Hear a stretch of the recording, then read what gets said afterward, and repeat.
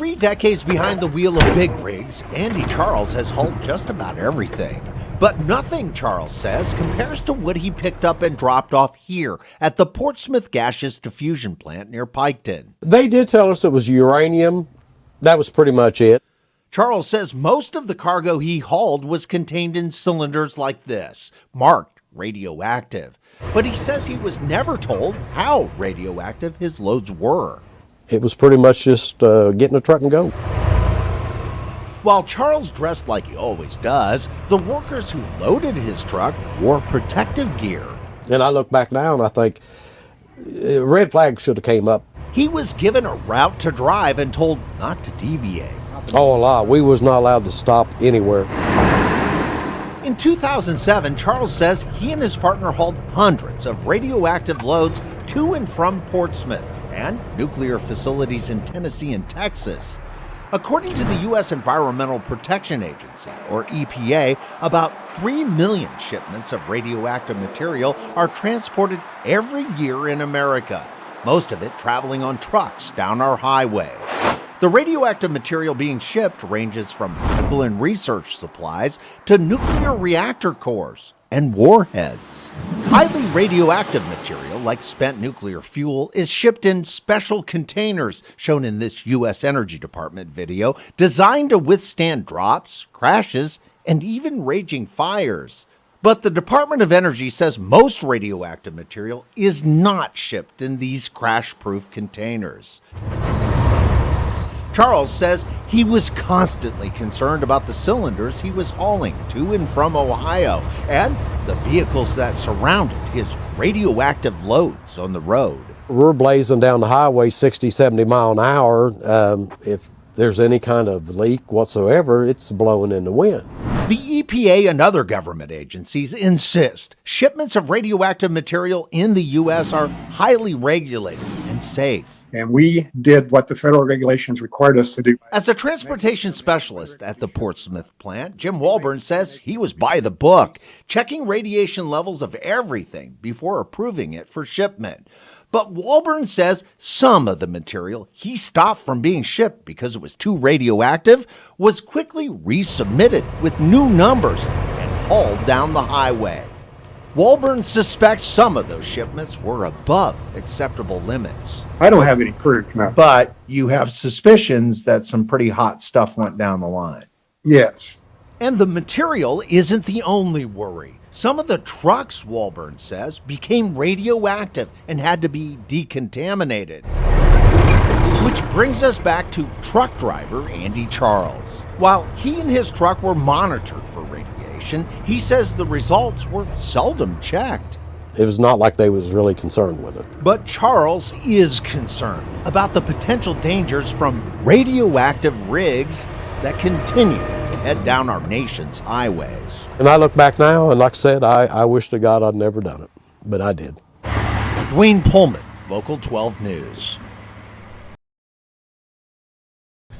Environmentalists and some scientists are raising serious questions about a de-icer that Ohio's road crews are spraying on our highways. That product, which is used in extremely cold weather, contains a radioactive element that the Centers for Disease Control links to cancer. Local 12's Dwayne Pullman has been investigating for months. This is the product we're talking about, Aqua Salina. You probably haven't heard of it, but last winter alone, hundreds of thousands of gallons of this was sprayed on our highways. A state report found it contains high levels of something called radium. That's a radioactive element that at high levels has been linked to cancer. The company says it's safe, and the state claims the risk to the public is negligible. Some scientists and environmentalists disagree. This blue-green liquid is a tool in Ohio's fight against road ice. Let's go at 1. But inside this de-icer are enough radioactive elements. Wow, that's climbing. To move the needle on a Geiger counter. That's radioactive. Yeah. No question. Yeah. The Ohio Department of Natural Resources, or ODNR, tested Aqua Salina and in June and July of 2017 issued these reports, finding, on average, Aqua Salina contains levels of radium 300 times higher than the federal standard for safe drinking water. The report also states Aqua Salina exceeds Ohio discharge to the environment limits. This report is totally wrong. David Mansberry is the owner of Nature's Own, the company that makes Aqua Salina. Mansberry not only claims the ODNR report is wrong, he tells me his company conducted its own tests and sent a new report to the state. We have submitted it through our attorneys to the ODNR. Can I get a copy? Not from me yet. Mansberry says the main ingredient in Aqua Salina is what the label says it is. It's ancient seawater. That ancient seawater comes from deep under gas and oil fields owned by Mansberry's other company, Duck Creek Energy, an oil and gas drilling company based in Brecksville, Ohio. In its raw, untreated form, it's called brine, and it looks like this sample from another drilling site. For years, it's been a regulated waste. If I put our brine out, that just put our brine down on the road, which would be in a raw and treated format, I'd likely end up in jail. But Mansberry's company filters the brine at these plants in the Cleveland area, removing the impurities and selling it as Aqua Salina. Mansberry tells us one of his biggest clients is the Ohio Department of Transportation, better known as ODOT. From September of 2017 to January of 2018, ODOT sprayed more than 500,000 gallons of Aqua Salina on Ohio highways as a de-icer in extreme cold. It is not safe. Environmentalists like Teresa Mills, executive director of the Buckeye Environmental Network, says the state of Ohio is creating radioactive roads. There will be a constant buildup of radioactive materials on our roads, on the side of our roads, potentially running into our streams, and it's going to affect human beings. Here in the heart of Pittsburgh at Duquesne University, one scientist has now emerged as the leader in raising the alarm about radioactive roads. I'm telling you, this stuff is a nightmare. That scientist is Dr. John Stoltz, director of the Center for Environmental Research and Education at Duquesne. Dr. Stoltz says Aqua Salina or any brine from oil and gas fields should not be spread on our roads. Should they be doing it at all? No. And the reason, again, is because anything that it touches, and Anything that it touches potentially becomes contaminated. radioactive. Yeah. So why is Ohio doing this? After several weeks of asking, I filed a public records request and got my answer right here in this state report. That report, dated March 19th of last year, reveals the Ohio Department of Health conducted a residual radiation, or ResRad model, to figure out the effects of those high levels of radium in Aqua Salina on anyone driving over the road. It found the dose of radiation for one application of Aqua Salina is 0.6 millirem. That's more than the 0.5 millirem dose of radiation when you get an x-ray at the dentist. And that exposure is multiplied every time Aqua Salina is applied to a roadway. Still, the report concludes Aqua Salina poses a negligible radiological health risk to public health and safety, which is what Aqua Salina's owner has been saying all along, that his product is safe. And I soak my feet in it at night at times. You do not. Yes, I do. In your Aqua Salina. Absolutely. You soak your feet in Aqua Salina. At times I do, yes, when they're sore. But back at that Duquesne lab, the radioactivity in this jug of Aqua Salina is high enough that Dr. Stoltz says he's required to report it as hazardous. Wow. So that's toxic waste now. Yeah, absolutely. That you have to pay for to dispose of properly. Thank you.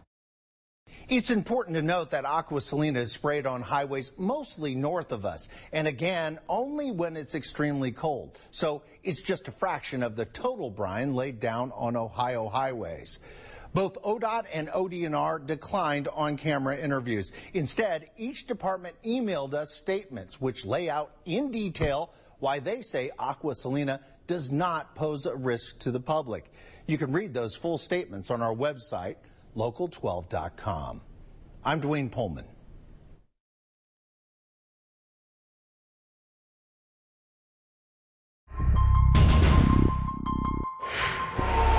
In Butler County, this gigantic sound wall, 16 feet high, snakes along Highway 129 for more than 6 miles. Since 1998, it has protected people living here from the roar of the road. The cost, nearly $9 million. This massive wall is one of 147 sound walls that line hundreds of miles of highways here in Ohio, costing taxpayers hundreds of millions of dollars. According to the Federal Highway Administration, since the early 70s, Ohio has spent $417,775,448 lining nearly 232 miles of highway with sound walls. The Ohio Department of Transportation, or ODOT, says that cost is actually $375.6 million. Either way, we spend a lot of money on noise walls. Agreed? Well, we do, but noise walls are an integral part of the highway system. Tim Hill, ODOT's environmental administrator, oversees sound walls. Since a 1971 federal environmental law passed, all states are required to study the impact of road noise anytime a highway is expanded. If road noise hits 67 decibels at homes within 200 feet of the highway, states are forced to consider building a big and expensive sound wall. It's not really that loud. No, it really isn't.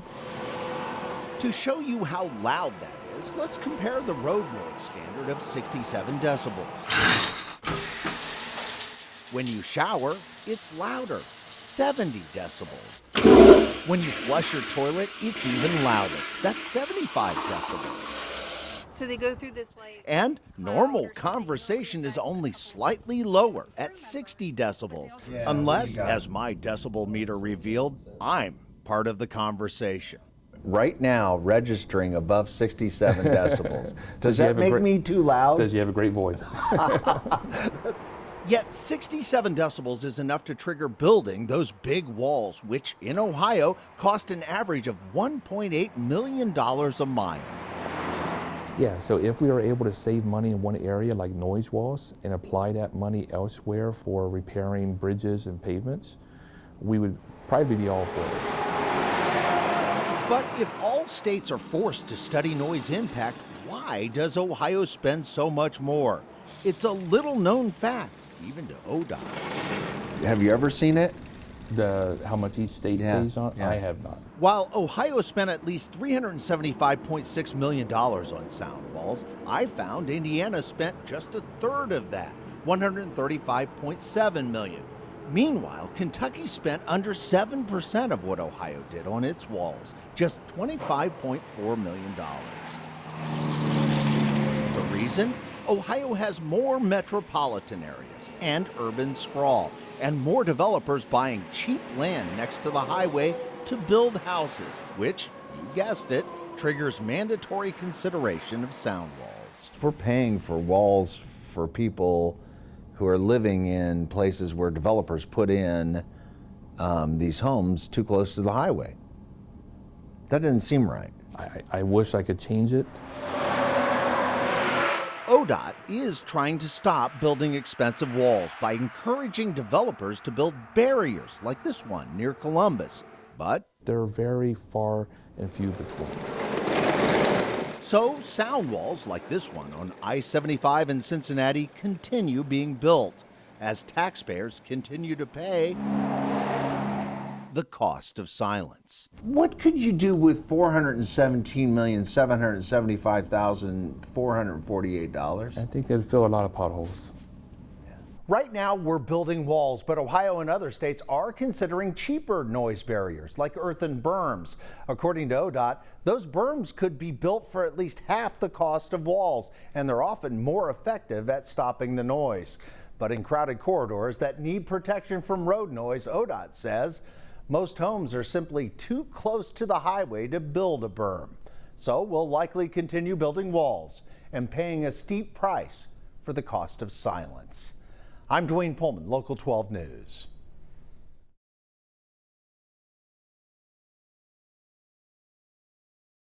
For decades, I-75 has been a crucial corridor contributing to the economic progress of the tri-state and the nation.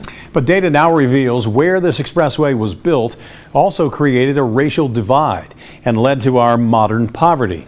Local 12's Dwayne Pullman continues our investigation of childhood poverty, Cincinnati's crisis, by traveling this route to poverty. You grew up in this house. Yes, I did. For Ralph Moon Jr., this house on Dayton Street is still home. I kept it. His West End neighborhood was once full of thriving African-American families. I didn't just know a person across the street, I knew their family, and their family knew me. Working families. You know, there was a work ethic. Ralph's father, who owned a masonry business, worked hard. If I got up at 5:30 in the morning and looked out of that window, every father was on his way to somewhere. But Ralph's world, like thousands of other African Americans, changed forever when I-75 came through. The cohesion of community, family, worship, school, neighborhood got completely devastated. Pictures from the Cincinnati History Museum document hundreds of homes and businesses that were destroyed to make way for I-75. From the air, it's clear to see this highway divide. Dayton Street, where Ralph's old home is, was literally cut off from the heart of Cincinnati. Other streets in the West End suffered the same fate. Slowly, once thriving African American communities here began to decay. Driving down the interstate today, we barely notice Ralph Moon's neighborhood and countless others that were cut off 6 decades ago. While lots of people were displaced when these highways came through, data reveals Cincinnati has a notorious top spot in the entire country when it comes to one group impacted by the interstates. Cincinnati had the worst impact on people of color in the country. Yes, it had, for a large city, it had the largest impact upon a number of families, and those families being African American. Dr. Rob Nelson, the director of the University of Richmond's Digital Scholarship Lab, crunched the numbers of family displacement from urban renewal from 1955 to 1966, producing this remarkable map that visualizes the numbers as circles. The bigger the circle, the more people who lost homes. While more families were displaced in places like Chicago, Philadelphia, and New York, a click on Cincinnati reveals the Queen City was #1 when it came to the percentage of African Americans who lost their homes to the highways. Of the 6,713 families who were displaced when the highways cut through, 93% were families of color. The worst hit, Kenyon Bar, what we now call Queensgate, where 97% of the 4,953 families who lost their homes to I-75 were persons of color. Were these communities targeted? Yes, getting rid of targeting some of these communities, that they might do that in the interest of seeing if they can promote integration, racial integration in their cities. But integration, Dr. Nelson says, did not happen. Instead, the highways formed a great divide. Using highways as barriers to buttress segregation, separating black communities from white communities, say, so they become a physical barrier, or running them through communities that are the most vulnerable. And you believe most of what we're seeing today is rooted in that I-75 corridor? I do. Dr. Karen Bankston of Cincinnati's Childhood Poverty Collaborative says I-75 has left such a deep scar, even a new soccer stadium in the West End is greeted with skepticism. So most of the distrust of any move by the powers within Cincinnati is rooted into the decision of building I-75. I think a lot of it is. That's why people are so scared. That's what I do. Because they lost everything and haven't recovered? And they haven't recovered. You can't undo I-75. The legacy of interstates, Well, the building's gone. has left a void. All gone. Gone. All in the name of progress. For who? Who progressed from this? Somebody did. Wasn't us. I'm Dwayne Pullman, Local 12 News.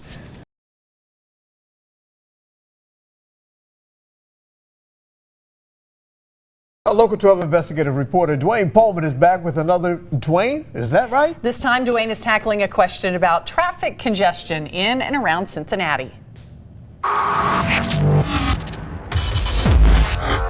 In the last 2 years or so, lots of people, including a government spokesperson, have casually told me that traffic like this here in Cincinnati isn't really that bad. So you get to ask the question. Dwayne, is that right? According to the Global Traffic Scorecard from INRIX, a company that specializes in connected car services and transportation analytics, Cincinnati has the most traffic congestion in Ohio and ranks 39th for the most congestion in the country. Drivers here in the tri-state spend an average of 26 hours a year stuck in traffic. That's 7% of their time on the road. In some places on I-71, it's worse, like the choke points near Rookwood and at Ridge and Red Bank. And, of course, the Norwood Lateral, where traffic comes to a crawl day after day after day. ODOT plans to spend hundreds of millions of dollars to fix those choke points and hundreds of millions more to fix all the congestion problems in the Cincinnati area. So it's clear, anyone who claims traffic in Cincinnati isn't really that bad is just plain wrong. I'm Dwayne Pullman.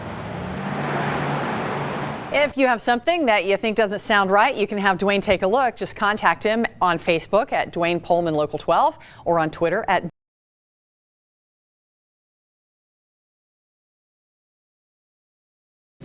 The streetcar turned 2 yesterday, but questions remain about the projections of how many people ride it. Local 12's Dwayne Pullman investigates the numbers in this week's Dwayne, Is That Right?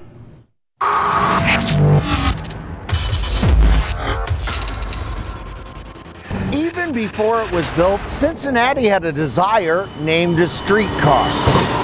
But have the projections about the numbers of riders been reliable? That's the question in this week's Dwayne, Is That Right? 5 years before the Cincinnati Bell Connector was built, consultants confidently concluded an average 3,200 people a day would ride it. But even before the streetcars began to run, that projection was lowered to 2,800 riders a day. And both projections, it turns out, were way off track. The first year, slightly more than 2,000 riders a day actually boarded the streetcars. From July 2017 to June 2018, SORTA adjusted the average to 1,669 riders a day. But based on the actual numbers, the projections are being lowered again, down to 1,469 riders a day. That's just 46% of what that original projection was. So while it's clear SORTA is trying to get those projections right, the fact is the projections have a track record of being wrong. I'm Dwayne Pullman.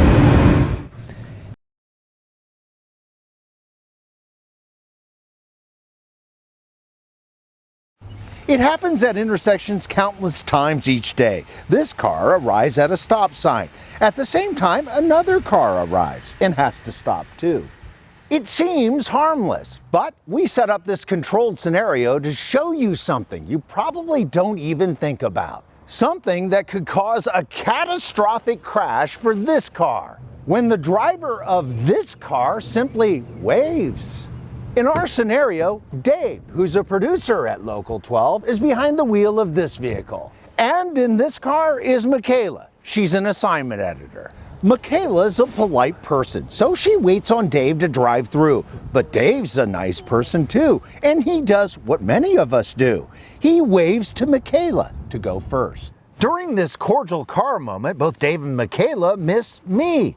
I'm behind the wheel of my car. And because there's no stop sign for me, I go right through. You guessed it, there's a big crash. Some call this an unfortunate accident, but others say Dave caused this crash with that wave, and he should pay.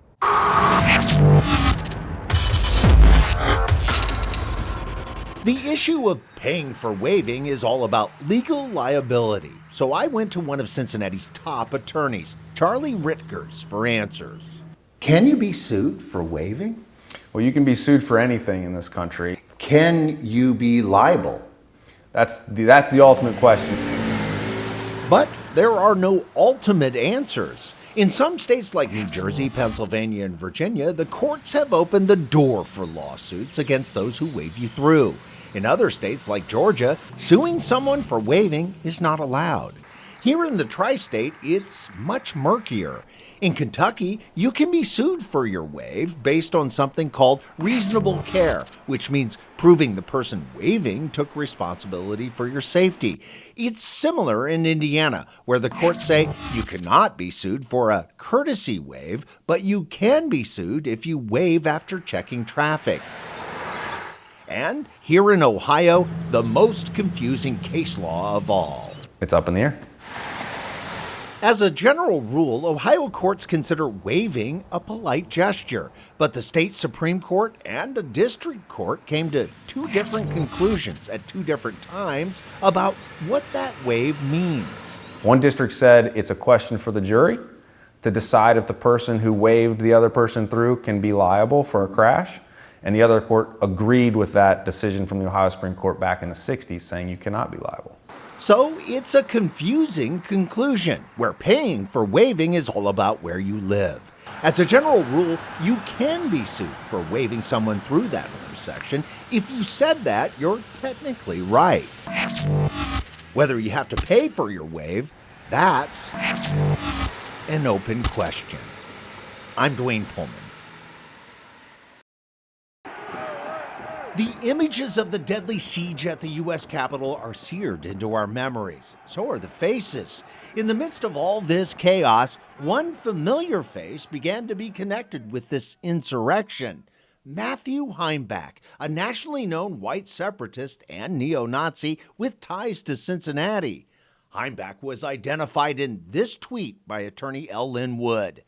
I've tracked Heimbach for years, covering the moment in 2016 when he pushed an African-American woman at a Trump rally, and interviewing him in 2017, hours after he helped organize the Unite the Right rally in Charlottesville that led to a death. Anything that happened was self-defense. So the claim that Heimbach was part of an insurrection at the U.S. Capitol made sense.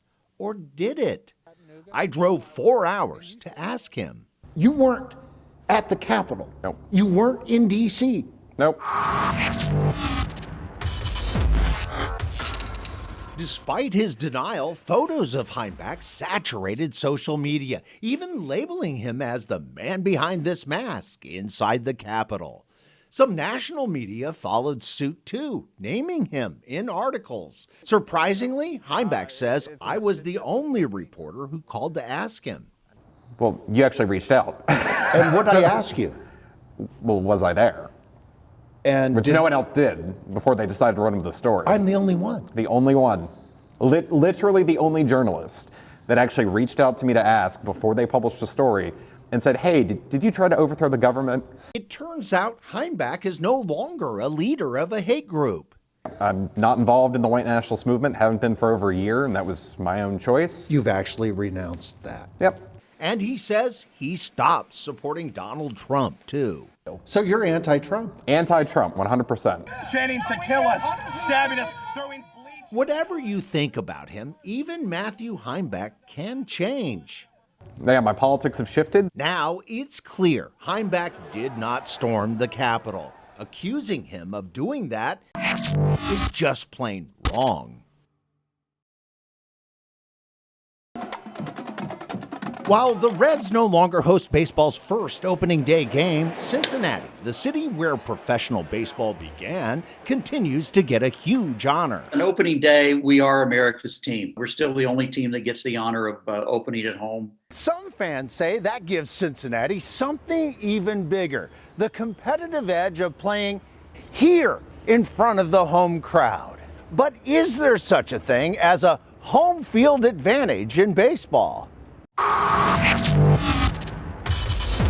Straight off the top, Reds team historian Greg Rhodes confirms there is an advantage to playing at home. Is there a home field advantage? Yes, there is a home field advantage. But he quickly adds, but it's not perhaps as big as you might think it is. The Society for American Baseball Research studied wins and losses at home for all teams in Major League Baseball for more than a century, from 1901 to 2009, and found the real home field advantage is just 54%. When Sabre drilled down, examining wins at home versus wins on the road for all teams in 5 seasons from 2004 to 2008, Tampa Bay came in first, winning at home more than 17% more than on the road. The Philadelphia Phillies had the lowest percentage, with under 2% more wins at home. The Reds were in the middle, winning slightly more than 9% more of their games here at Great American Ballpark. Despite the fluctuations, the average for home field wins in every decade for all major league teams continues to hover around 54%. So the home field advantage will sort of even out across a season, across all teams. The reason the home field advantage is so low, Rhodes says, has more to do with the players than the venue. I think that how good a team you are will have more impact on whether you win or lose and whether you're at home or on the road, yes. And opening day is no exception. The Reds are tied with the Tigers for the most consecutive opening day wins in baseball, with 9 in a row from 1983 to 1991. But despite all the parades, parties, and history and home field advantage, the Reds actually have a losing record on opening day, from League Park and Crosley Field to Great American Ballpark. There's only one exception: Riverfront Stadium, the storied home of the Big Red Machine, where from 1971 to 2002, the Reds had an opening day record of 19 wins, 11 losses, and 1 tie. In baseball, it's all about the stats. So if you said there is a home field advantage, you're right. But as the numbers clearly show, that advantage is not as big as many people believe. I'm Dwayne Pullman.